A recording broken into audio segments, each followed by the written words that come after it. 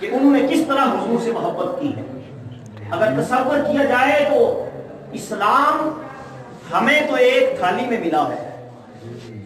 ذرا تصور کیجئے کہ ہمارے ابا و اجداد مسلمان ہیں، ہم بھی مسلمان کے گھر میں پیدا ہوئے مسلمان ہو گئے، لیکن ایک نظر ادھر بھی دوڑائیں کہ جس کا باپ بھی کافر ہے، بیٹا بھی کافر، پورا خاندان کافر، ایک آدمی مسلمان ہوتا ہے، اس پر پورا خاندان مصائب اور علام کس طرح گراتا ہے، کس طرح مصائب کو مسلط کرتا ہے۔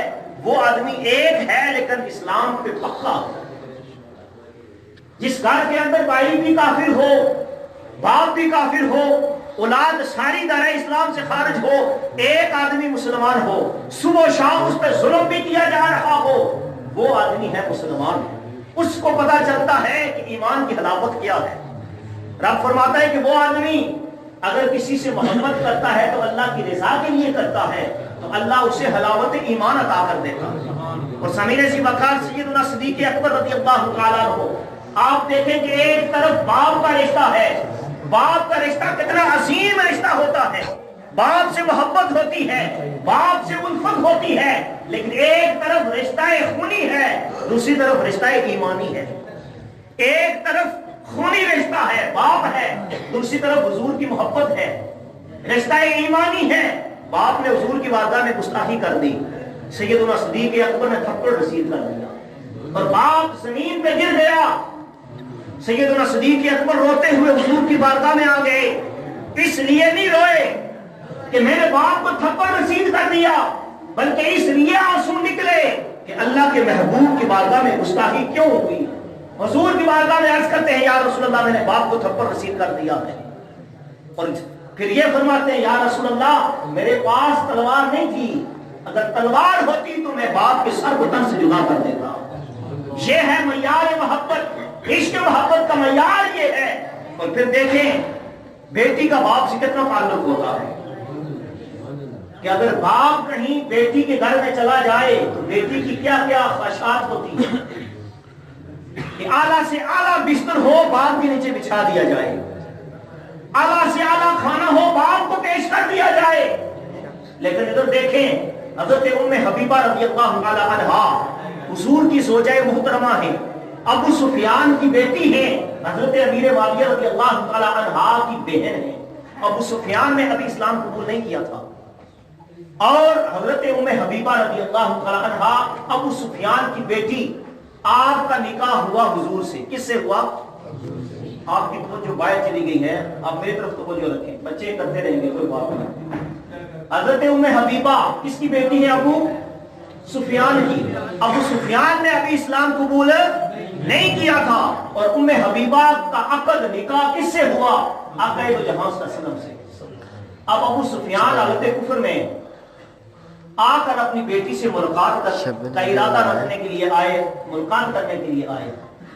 حضرت ام حبیبہ اپنے گھر کے اندر موجود ہیں، ابو سفیان جب پہنچے، اب بیٹی کا دل تو کیا ہوتا ہے کہ باپ کے لیے اعلیٰ سے اعلیٰ بستر پیش کیا جائے، کھانے پیش کیے جائیں، محبت سے پیش آیا جائے۔ ابو سفیان جب ام حبیبہ کے پاس آتے ہیں، ام حبیبہ نے کیا کیا؟ حضور کا بستر بچھا ہوا تھا، اس بستر کو اٹھانا شروع کر دیا۔ ابو سفیان جب دیکھتے ہیں تو پوچھتے ہیں میری بیٹی، تو میری بیٹی ہے، یہ کیا کر رہی ہے؟ یہ بستر میرے قابل نہیں یا میں بستر کے قابل نہیں؟ روایت میں آتا ہے فلما ذهب ان يجلس على فراش رسول اللہ، کہ ابو سفیان گیا کہ جب حضور کے بستر میں بیٹھے بیٹی نے بستر کو اٹھا دیا۔ ابو سفیان پوچھتے ہیں بیٹی وجہ کیا ہے؟ میں تمہارا باپ ہوں، میں اس بستر کے قابل نہیں یا بستر میرے قابل نہیں۔ تو بیٹی نے کیا خوب جواب دیا۔ ام حبیبہ فرماتی ہے میرے باپ، تو میرا باپ ضرور ہے، لیکن تجھے علم نہیں کہ یہ بستر کس کا ہے۔ یہ بستر اللہ کے حبیب کا ہے، اللہ کے رسول کا ہے۔ انت امرؤ نجس مشرک، اور تو وہ شخص ہے جو نجس بھی ہے، مشرک بھی ہے۔ اللہ کے حبیب کے بستر پر کوئی بھی مشرک کبھی بھی بیٹھ نہیں سکتا۔ اللہ کے حبیب کے بستر پر کوئی نجس، کوئی ناپاک بیٹھ نہیں سکتا۔ تو باپ ضرور ہے لیکن تو مشرک ہے، تو نجس ہے، اللہ کے حبیب کے بستر پہ تو نہیں بیٹھ سکتا۔ اب دیکھیں ایک بیٹی ہے، ایک طرف باپ کا رشتہ ہے اور ایک طرف اللہ کے حبیب کی محبت ہے۔ تقاضۂ خونی ہے، دوسری طرف تقاضۂ ایمانی ہے. لیکن اہل ایمان وہ ہوتے ہیں جو کائنات کی ہر چیز کی محبت کو اللہ اور اس کے رسول کی محبت پہ قربان کر دیتے ہیں. تو یاد رکھیں، باپ سے محبت یہ فطری عمل ہے، اولاد سے محبت یہ بھی فطری عمل ہے. آدمی کو باپ سے بھی محبت ہوتی ہے، بچوں سے محبت ہوتی ہے، مال و متاع سے محبت ہوتی ہے. لیکن یاد رکھیں، اگر یہ محبتیں اللہ اور اس کے رسول کی محبت کے ساتھ ٹکرانا شروع ہو جائیں، متصادم آنا شروع ہو جائیں، تو پھر انتظار کرو کہ رب کا عذاب تمہیں اپنی لپیٹ میں لے. باپ کی محبت یہ کہتی ہے کہ نماز پڑھنے کے لیے نہیں جانا، کوئی بات نہیں، سو گے تو جگاؤں گا تو ڈسٹرب ہو جاؤ گے. یہ باپ کی محبت ہے. اور محبت کیا کر رہی ہے؟ نماز سے روک رہی ہے. ایک طرف اللہ کے رسول کی محبت ہے کہ اقیم الصلاۃ مروا اولادکم بالصلاۃ، اپنے بچوں کو نماز کا حکم دو. باپ کی محبت جو ہے وہ کیا کر رہی ہے؟ نماز سے روک رہی ہے. مال و دولت ہے، باپ کہتا ہے زکات نہیں دینی، اگر زکات دی تو مال کم ہو جائے گا. یہ باپ کی محبت زکات سے روک رہی ہے. اور اللہ کے حبیب کا ذکر ہے کہ اپنے پاکیزہ مالوں سے زکات ادا کرو. اب یہ محبتیں ٹکرانا شروع ہو گئی. تو رب فرماتا ہے کہ جب یہ محبتیں آپس میں ٹکرانا شروع ہو جائیں تو اس وقت کا انتظار کرو کہ اللہ کا عذاب تمہیں اپنی لپیٹ میں لیں گے. اب ایک بندہ مومن ششتر ہے، حیران ہے، اب اس نازک ترین لمحہ میں کرنا کیا چاہیے؟ کون سی روش اختیار کرنا چاہیے؟ تو سامعین ذی وقار یاد رکھیں، یہ محبتیں تب فائدہ دیں گی اگر اللہ اور اس کے رسول کی محبت کے ساتھ متصادم آنا شروع ہو جائے، دخول جہنم کا باعث بنے گی. اگر یہ محبتیں اللہ اور اس کے رسول کی محبت کے سائے میں پروان چڑھتی ہیں تو یہی محبتیں دخول جنت کا سبب بنے گی. یہی محبتیں اللہ اور اس کے رسول کے ساتھ جو محبت ہے اس محبت کے سائے میں پروان چڑھیں گی تو یہ ہمارے لیے نجات کا باعث بنے گی. والدہ کی آپ پرورش کریں گے، والدہ کی خدمت کریں گے، بڑھاپے میں خدمت کریں گے، باپ کی خدمت کریں گے، اولاد کی کفالت کریں گے. یہی محبت وہ محبت ہے جو تجھے جنت میں لے کے جائے گی. لیکن اگر یہ محبتیں اللہ اور اس کے رسول کی محبت سے ٹکرانا شروع ہو جائیں تو پھر اس وقت کا انتظار کرو کہ اللہ تجھے عذاب میں مبتلا کر دے. سامعین ذی وقار، رب نے فرمایا کہ 3 چیزیں جس بندہ مومن کے دل میں ہوں گی خالق کائنات اسے حلاوت ایمان عطا فرما دے گا. اب وہ 3 چیزیں کون سی ہیں؟ بخاری شریف کی حدیث مقدسہ ہے کہ ہر بندہ مومن اس حدیث کو سمجھے اور سنے، ان 3 چیزوں پہ عمل ہو گیا، یہ دنیا بھی ہمارے لیے کامیابی کا ضامن بن جائے گی، آخرت بھی کامیابی کی ضامن بن جائے گی. وہ 3 چیزیں کون سی ہیں؟ اللہ کے حبیب صلی اللہ علیہ وسلم نے ارشاد فرمایا، ثلاث من کن فیہ وجد حلاوت الایمان. جس بندہ مومن کے اندر 3 چیزیں پائی جائیں اللہ اسے حلاوت ایمان عطا فرما دے گا. جب حلاوت ایمان عطا ہو جاتی ہے انسان دنیا میں بھی کامیاب ہے، آخرت میں بھی کامیاب. اور وہ پہلی چیز کیا ہے؟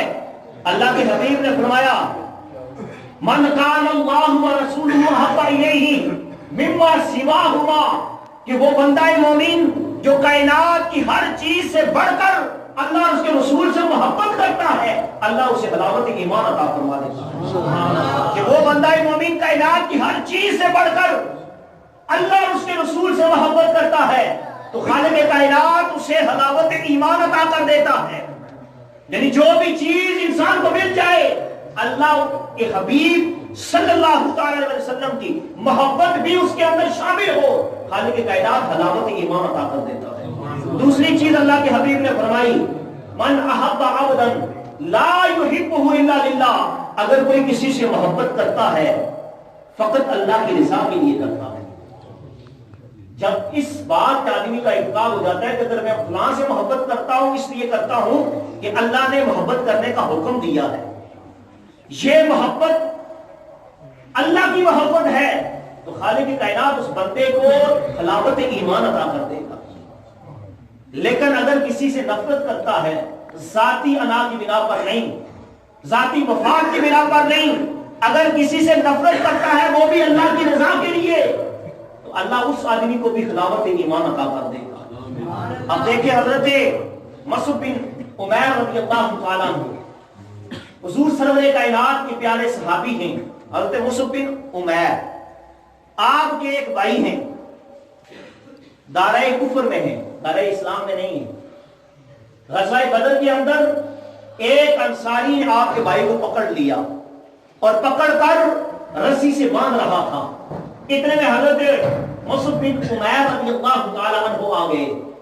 آپ نے جب اس انصاری کو دیکھا کہ میرے بھائی کو باندھ رہا ہے، وہ بھائی کافر ہے، حضرت مصعب بن عمیر رضی اللہ تعالیٰ نے آواز دے کر پکارا کہ انصاری شخص، اس شخص کو ذرا مضبوطی سے باندھنا، اس کو ذرا کس کر باندھنا، اس کے لیے کہ اس کی جو ماں ہے بڑی مالدار ہے، وہ بڑا فدیہ دے گی، وہ گراں قدر فدیہ دے گی۔ جب آپ کے بھائی نے یہ سنا تو کہنے لگے اے مصعب بن عمیر، تم تو میرا بھائی ہے اور بھائی ہو کر ایسی باتیں کر رہا ہے۔ قربان جائیں حضرت مصعب بن عمیر کے جواب پر آپ فرماتے ہیں کہ تو میرا بھائی تھا، ہے نہیں، جب تو دین اسلام کا دشمن ہو گیا، جب تو اللہ کے رسول کا دشمن ہو گیا، اب میرا اور تیرا راستہ الگ ہے۔ میں تجھ سے محبت اس لیے کرتا تھا کہ تو اللہ اس کے رسول کو مانتا تھا، دین اسلام کو مانتا تھا، اب تو نے دین اسلام سے غداری کر دی ہے، اب میرا تیرا کوئی رشتہ نہیں ہے۔ اس انصاری سے فرماتے ہیں کہ اس کو کس کے باندھنا، اس کی جو ماں ہے وہ بڑی مالدار ہے، وہ بہت قیمت ادا کرے گی، بہت زیادہ فدیہ ادا کرے گی۔ اور فرمایا کہ یہ میرا تعلق جو تجھ سے تھا یہ اللہ کی رضا کے لیے تھا، اللہ کے رسول کی خوشنودی کے لیے تھا۔ جب تو نے اللہ سے غداری کی، اللہ کے رسول سے غداری کی، اب میرا تیرا کوئی تعلق نہیں ہے۔ اب دیکھیں کہ یہ ایمان کی جب تفویض ہوتی ہے اس بندے کو رب کائنات ہلاکت کی ایمان عطا کرتے ہیں۔ اور سمین سی وقار انصار کی ایک خاتون ہے، غزوہ احد کے اندر وہ جب پتا چلا کہ غزوے کے اندر کچھ اصحاب رسول جام شہادت نوش کر چکے ہیں، وہ بھاگ کر جا رہی ہے۔ صحابہ اکرام فرماتے ہیں، ابن صاحب نے اس کو نقل کیا ہے، صحابہ فرماتے ہیں کہ ہم اس خاتون کو کہنے لگے خاتون تیرا خاوند شہید ہو گیا ہے، تیرا باپ بھی شہید ہو گیا، تیرا بھائی بھی شہید ہو گیا، 3 لوگ شہید ہو گئے۔ لیکن صحابہ اکرام فرماتے ہیں کہ وہ عورت ہماری طرف توجہ ہی نہیں دے رہی، ایک ہی اس کی زبان پہ سوال تھا۔ وہ سوال کیا تھا؟ ما فعل رسول اللہ، ما فعل رسول اللہ، مجھے بتاؤ میرے آقا کا کیا حال ہے، میرے آقا کا کیا حال ہے۔ صحابہ اکرام فرماتے ہیں ہم پھر آگے سے اسے کہتے اے خاتون تیرا خامد فوت ہو گیا ہے، تیرا باپ شہید ہو گیا ہے، تیرا بھائی بھی شہید ہو گیا ہے۔ کہتے ہیں وہ عورت ہمارے اس جواب کو سماعت نہیں کر رہی تھی، بلکہ ایک ہی اس کے زبان پہ تھا، ما فعل رسول اللہ، میرے آقا کا کیا حال ہے، میرے آقا کا کیا حال ہے۔ صحابہ اکرام فرماتے ہیں کہ ہم نے اسے بتایا کہ تمہارے آقا جو ہیں بخیر و عافیت سے ہیں، آقا اسی طرح ہے جس طرح تو دیکھنا پسند کرتی ہے۔ صحابہ اکرام فرماتے ہیں کہ جب ہم نے یہ جواب دیا، وہ کہتی ہے کہ اگر آپ کہتے ہیں کہ حضور ٹھیک ہے، بخیر و عافیت سے ہے، تو مجھے حضور کی بارگاہ میں لے کر جاؤ، میں حضور کا دیدار کرنا چاہتی ہوں، حضور کی زیارت کرنا چاہتی ہوں۔ صحابہ اکرام فرماتے ہیں کہ ہم اس عورت کو حضور کی بارگاہ میں لے کر گئے، اور پھر کیا ہوا؟ جب اس نے حضور کا دیدار کیا اسے تسکین قلبی حاصل ہو گئی، اور پھر وہ کیا کہتی ہے؟ یا رسول اللہ کل مصیبت بعدک جلل، یا رسول اللہ اگر آپ سلامت ہیں، آپ صحیح سالم ہیں، تو آپ کی سلامتی کے بعد یہ جتنی بھی مصیبتیں ہیں، یہ جتنی بھی تکالیف ہیں، میرے نزدیک ان کی کوئی حقت نہیں۔